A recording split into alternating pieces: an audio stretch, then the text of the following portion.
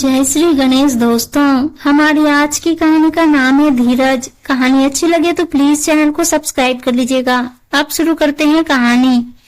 भाभी, क्या ये सच है कि कल दीदी ननद आ रही है? बताओ, अभी 2 दिन पहले पूरे घर की साफ सफाई हुई है।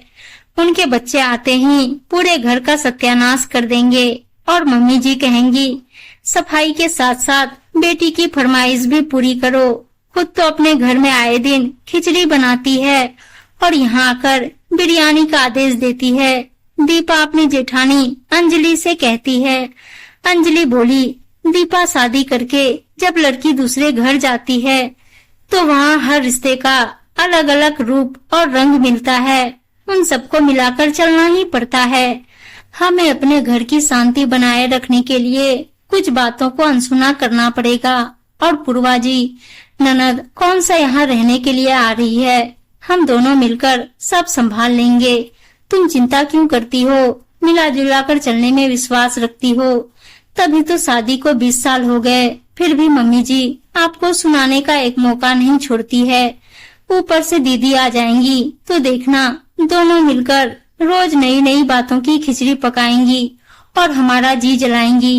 अंजलि दीपा की बातों पर मुस्कुराती रही और दीपा अपनी व्यथा सुनाती रही।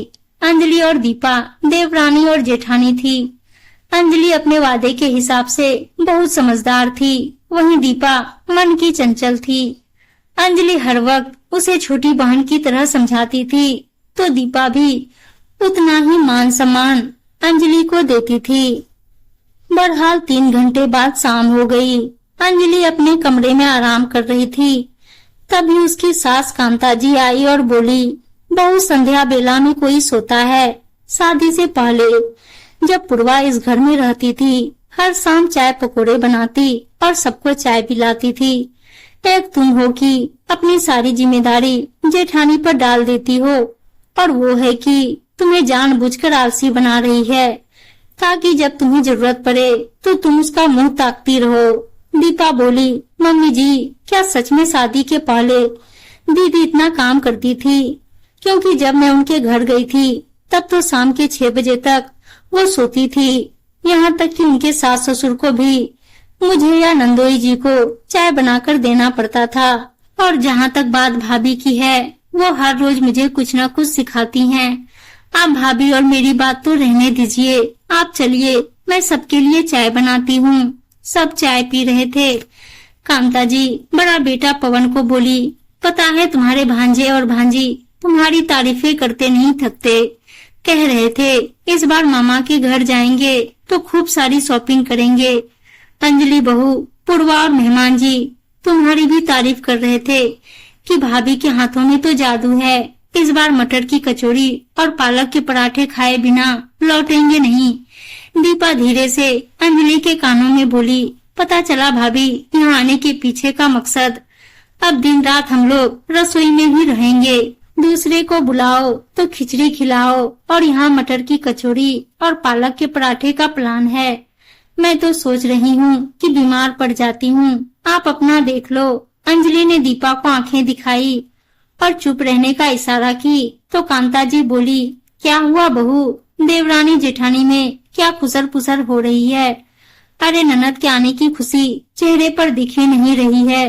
क्या जब अपने मायके जाती हो तो तुम लोगों की भाभी का चेहरा भी ऐसे ही पीला पड़ जाता है?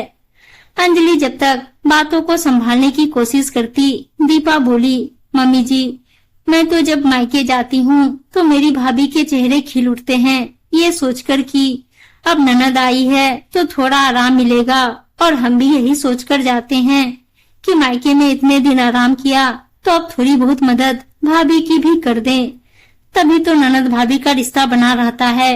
अंजलि जल्दी से बोली, मम्मी जी, दीपा के कहने का मतलब ये है कि जितना हम अपने मायके में अपने भाभी के साथ खुश रहते हैं, उतना ही दीदी के आने पर हमें भी खुशी होती है। और मेहमान जी को आने तो दीजिए, उनकी पसंद की सारी चीजें बनाऊंगी, आप चिंता मत कीजिए।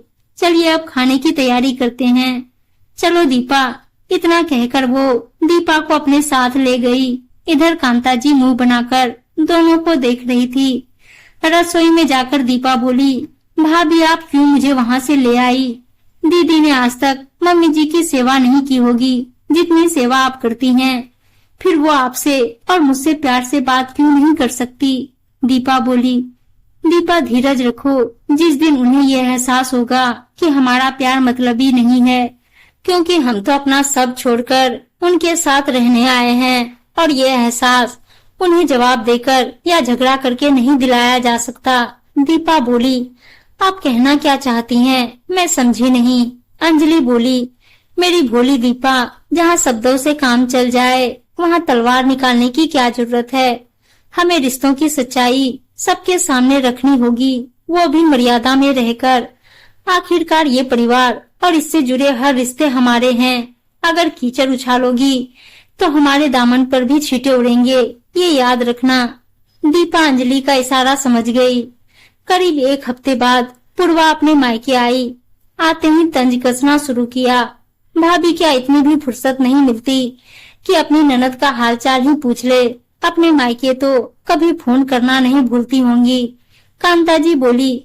सही कह रही हो, वो तो मैं ही हूँ कि इस घर में जो दिन रात तुम्हें याद करती हूँ, वरना तो दिन भर दोनों के हाथों में फोन रहता है। अंजलि मुस्कुराकर बोली। दीदी आप हमें खुद को भूलने कहाँ देती हैं, जो फोन करके आपको याद करे। कोई एक दिन ऐसा नहीं जाता जब मम्मी जी आपकी बात नहीं करती हैं। और मम्मी जी कभी हमारा भी पक्ष लेकर देखिए, निराशा हाथ नहीं लगेगी। दीपा चाय पानी लेकर आई तो पूर्वा बोली। बस चाय पानी से ही काम चलाओगी? जब हमारे घर आई थी तो कितनी खातिरदारी हुई थी, क्या भूल गई? दीपा अंजलि की तरफ देखी तो अंजलि ने इशारों में ही उसे चुप रहने को कहा। हर रोज अंजलि और दीपा छोटी छोटी बातों को अनसुना कर रही थी। जो सास कुछ रोज पहले खाने की टेबल पर प्यार से बात करती थी, वो ननद के साथ मिलकर खाने में भी नुक्स निकालने लगी थी। 2 दिन बाद अंजलि ने मटर की कचौड़ी बनाई।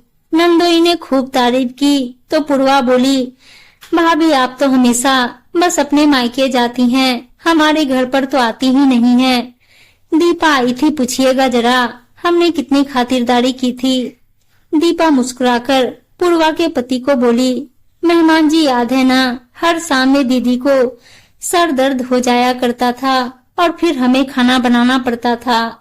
इतना कहकर दोनों हंसने लगे, जिसकी वजह से मेहमान जी को पत्नी की डांट झेलनी पड़ी। सास बोली। छोटी बहू तुम आजकल कुछ ज्यादा ही बोलने लगी हो, क्या जरूरी था मेहमान के सामने ये सब कहना? दीपा बोली। मम्मी जी ये अच्छा है, भाभी बड़ी हैं, उनके साथ दीदी और मेहमान जी सब मजाक कर सकते हैं, और मैं तो छोटी हूँ तो क्या ननद नंदोई से मजाक भी नहीं कर सकती? ये तो दोहरा व्यवहार हुआ। इतना कहकर नाराज दीपा वहाँ से चली गई। 2-3 दिन तक अंजलि और दीपा घर भी संभालती और नए नए व्यंजन भी बनाकर खिलाती थी। मौसम बदल रहा था, ऊपर से पूर्वा के बच्चे घर में भी धूल मिट्टी ले आते थे। दीपा को धूल से एलर्जी थी, उसकी तबीयत खराब हो गई। फिर सारा काम अंजलि पर आ गया तो कांता जी को भी चिंता होने लगी।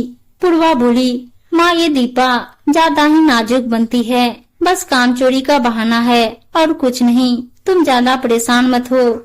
अंजलि ने जब पूर्वा की बात सुनी तो कांता जी से बोली। मम्मी जी आपको याद है पिछले महीने जब आपको बुखार हुआ था, कभी मैं तो कभी दीपा आपके सिरहाने बैठी रहते थे।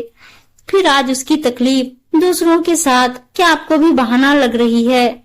वो अपनी सफाई में कुछ कहती उससे पहले ही अंजलि बोली।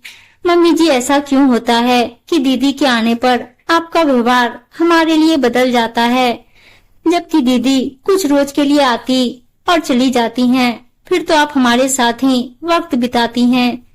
कभी सास से माँ बनकर देखिएगा, बहुएं भी निराश नहीं करती हैं। इतना कहकर अंजलि दीपा के कमरे में चली गई। पूर्वा बोली। माँ आपको नहीं लगता दीपा के संगत में बड़ी भाभी भी ज्यादा बोलने लगी है? कांता जी बोली। चुप करो पूर्वा, एक तो वो बेचारी बीमार है और दूसरी पूरा घर संभाल रही है, अभी भी तुम्हें यही सब सूझ रहा है? मुझे सुकेत छोटा बेटा ने सब कुछ बताया था जब वे लोग तुम्हारे घर गए थे। एक दिन भी तुमने ढंग से खाना बनाकर नहीं खिलाया। बल्कि वहाँ भी दीपा ही सबको बनाकर खिलाती थी। यहाँ मदद करने की बजाय तुम मेरी बहू का मजाक उड़ा रही हो, तुमसे ये उम्मीद न थी। इतना कहकर कांता जी भी दीपा के कमरे में चली गई। करीब 2 दिन तक अंजलि और कांता जी ने दीपा की देखभाल की। फिर कांता जी ने कामवाली को लगाकर पूरे घर की साफ सफाई करवाई तो दीपा को अच्छा महसूस होने लगा। अंजलि ने जब दीपा को पूरी बात बताई तो दीपा कांता जी से बोली, मम्मी जी, मेरी कड़वी बातों के लिए मुझे माफ कर दीजिएगा। भाभी सच कहती थी, लड़ाई झगड़े से रिश्तों की कड़वाहट मिटाई नहीं जा सकती है, बल्कि और दूरियां बढ़ जाती है। कांता जी बोली, बहू माफ तो तुम दोनों मुझे कर दो कि बेटी के आते ही मैं तुम सबका प्यार भूल गई। पूर्वा आगे बढ़कर बोली, मैं आप दोनों भाभियों से अपने बर्ताव के लिए माफी चाहती हूँ। आप लोगों में कितनी एकता है ये देखकर मुझे समझ में आ गया कि रिश्ते वो मोती हैं जिन्हें एक धागे में पिरोकर रखना चाहिए। उम्मीद है दोस्तों कहानी अच्छी लगी होगी और अच्छी कहानियां सुनने के लिए चैनल को सब्सक्राइब और वीडियो को लाइक शेयर जरूर कर दीजिएगा। धन्यवाद दोस्तों।